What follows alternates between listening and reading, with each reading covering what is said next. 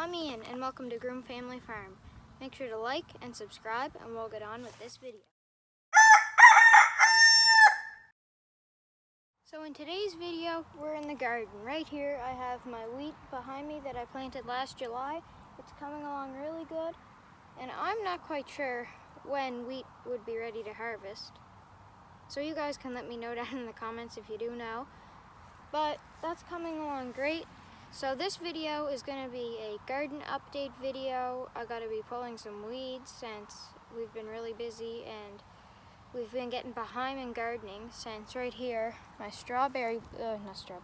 tomato plants are quite overgrown for sure. I did have a little deer incident with my tomato plants. They're getting quite big now and they would be bigger if the deer didn't eat the tops off of them. Probably 2 weeks ago, I came outside one morning to check on the turkeys, and we had this little fence around it. It's not the greatest fence, but as you can see, this fence around it, and that was all leaned down, so I stood it back up, and then I looked at the tomatoes and they were all ripped apart. So then I stood all the fence back up and I'm just hoping for good luck. Hopefully next year we can put in some good permanent fencing. We put the posts in last year and we didn't get the fence up.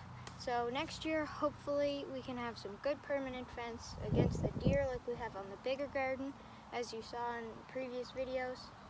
So let's get to work on weeding, and I'll also give you an update on the chickens.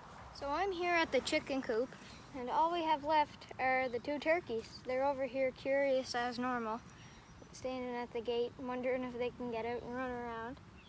But the chickens, we did send a butcher, I think 2.5 weeks ago or so. We sent them off. We didn't butcher them ourselves. We sent them to a guy in Harbor Boucher to do it, since last year we had quite a hassle for it and it wasn't really worth the money to butcher them ourselves when we could have took them to him, and it would have been just a little more expensive. So we did have them all butchered. They're a bit hot today. It's pretty hot out. I think it's around 26 or 27 degrees. We try to keep them as cool as we can, but they do get hot. A turkey can't sweat, kind of like a meat bird. I didn't put this out there on YouTube that we had them butchered because I didn't really have the time. I did film other videos, but they never got posted, and I'm going to put this one out there. So they are gone, butchered. It's different not having a bunch of birds coming at the gate, but it's better now because we have food in the freezer and lots of chicken. Weeding isn't one of the most interesting jobs. All you do is you go down, pull a weed out, or sometimes they're bigger.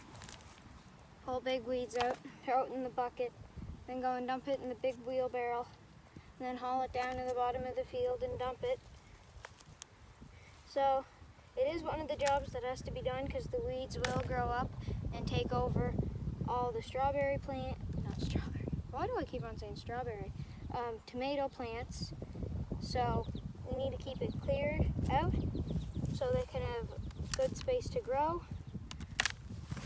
and they're not killed by weeds taking over them. I haven't weeded the wheat in a while and that looked pretty bad before I came out here today to do it. Noticed, I think, a little strawberry plant right here. Focus camera right there. I don't know why there would be a strawberry plant in these beds. I think we might have had strawberries in this bed a couple of years ago. There is a strawberry in the box with the wheat in it, but I didn't think we had strawberries in 2. I don't know. I think I'm going to pull it out anyway because it seems to be growing pretty big and it's growing into my tomato plants right here. So now I'm going to make a time lapse of me pulling all these weeds out of the tomato beds. So sit back and relax and I'll have this done.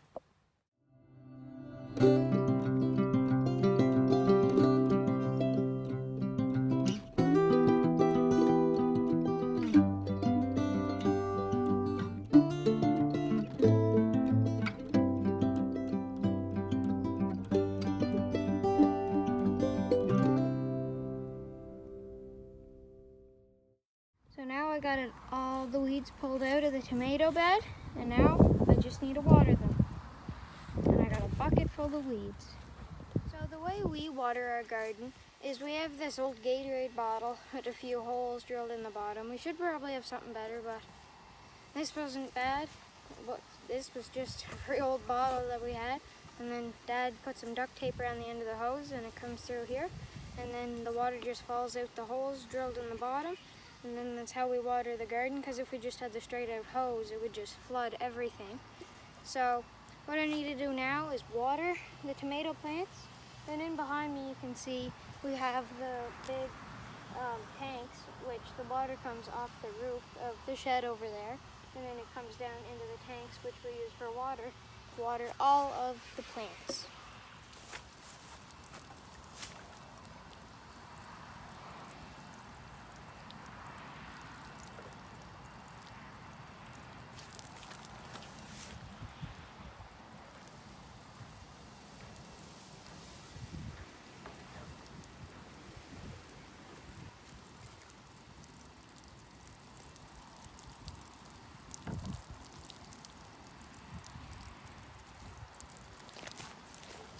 The garden watered, and I just wanted to show you guys one thing. Right here's one of the spots where the deer have nibbled on the tomato plants, and also this soil is super dry. It's just like dust. We've had quite a bit of rain. It seemed this summer, but the soil's pretty like bone dry. It's just dust. Got to keep all the plants moist and wet. Now I have to get this bed with tomatoes all weeded and then watered. And first, I have to go dump my bucket full of weeds over there. I might have to dump the wheelbarrow. This one's pretty overgrown too.